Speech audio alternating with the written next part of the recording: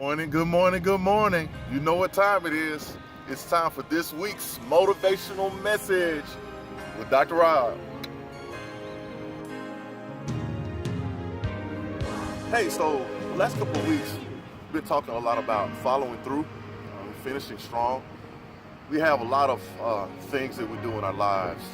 Work stuff, school stuff, tests to study for, games to play, practicing musical instruments, and sometimes we don't finish the things that we start. We quit. And so we've been talking about that a little bit. But the last couple of weeks specifically, we changed that conversation to not just finishing, not just following through, but finishing strong and finishing well, right? So it's something that Paul says in the book of Hebrews chapter 10, and it's arguable, I guess, as to whether or not Paul wrote that book. So we'll say the writer. Hebrews 10 verse 23 says, "Let us hold fast the confession of our hope without wavering, for he who promised is faithful. And let us consider how to stir up one another to love and good works, not neglecting to meet together, as is the habit of some, but encouraging one another, and all the more as you see the day drawing near." And verse 24 again says, "And let us consider how to stir up one another to love and good works, not neglecting to meet together, as is the habit of some, but encouraging one another, and all the more as you see the day drawing near." A part of finishing this life well, finishing strong, particularly as Christ followers, as Christians, is really to have a life filled with loving people, which would then be a life filled with good works. But the writer in Hebrews gives us an inkling of a thought that it may be a little bit difficult to do that throughout this life, because stuff happens. We get involved in things and it gets hard. We may find ourselves in a job situation that is just horrible. Oh, hey, how you doing, man? Good. Hey, you're doing well. Good to see you. So, I don't want to stop Jake from his run. He keeps on running there. But as we think about this Christian life, Paul talks a lot about it being a race, right? And so if we think about the Christian life in comparison to a race, it gives us a better context of what he's talking about, right? So obviously, Jake was not running a race. He's probably dressed in school clothes for the day, helping with our demonstration. But here's the deal. Think about what the writer in Hebrews is talking about in terms of the importance of meeting together, and you think about a marathon. Here's what comes to mind. So Jake, let me ask you a question. If you were really running like a 5K even, would you suggest that like you need a drink or something along the race at some point? Oh yeah, I need more than a drink. Yeah. And so like, because you're kind of into fitness.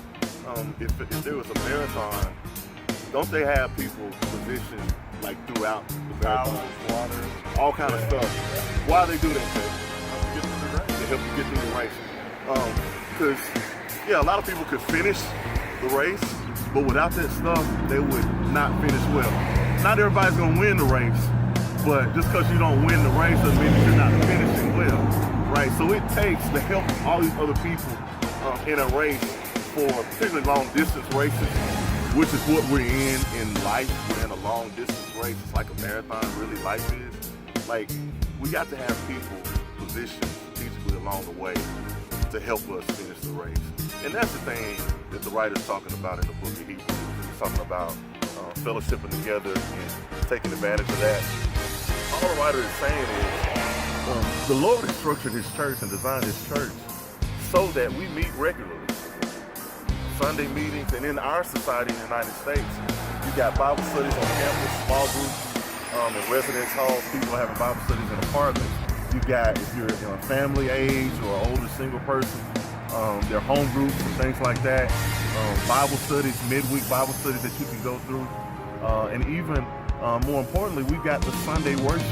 service. And by and large, what we're seeing is people not taking advantage of God's design, the body of Christ, for us to come together to be encouraged by one another, right? So I think the technology has sort of handicapped us in some ways. A huge part of us being able to finish life's race as believers, or even get through a rough month, is us coming together as the body of Christ to me. Yeah, you can sit and get a great word by probably 100 preachers online nowadays. You can just hey, find whatever you want. You can get the sermon that you need, and it's fine. But it's not the same as like being able to like hug Jake and say, Jake, man, I'm struggling in this area of my life at a Bible study or like at church on Sunday, and him literally looking in my eyes and praying for me, or him having an issue and maybe shedding a tear, and we're able to sit there at church, you know, as brothers in Christ, and I'm able to pray for him, right? So that's the encouragement. We can't neglect what God has designed to help us make it well and do well in this race. And what a great time to have this motivational message. Sunday's Resurrection Sunday. We celebrate the death and resurrection of our Lord and Savior Jesus Christ. If you're not connected to a body, whether if you're like you're a student and you're not connected to a campus ministry, or you don't have a church home, please find a church somewhere and go to church on that Sunday. If you don't know Jesus, just go and hear a message about this man named Jesus Christ, who really, we know historically that he really did live, and that some crazy stuff went on historically. But we as believers know that there was some really crazy things that went on around Jesus, right? So I just encourage you, Christian or not, show up and get some encouragement this Sunday, right? That's really the only way that we can make it well, is by taking advantage of folks that God has placed around us, right? That's this week's motivational message with our great actor of the week, my dear friend, Jake, and the video man, Mr. Omari, behind the scenes. Hey, we love you. We're praying for you. Have a great rest of the week, and be connected on Sunday. Love y'all.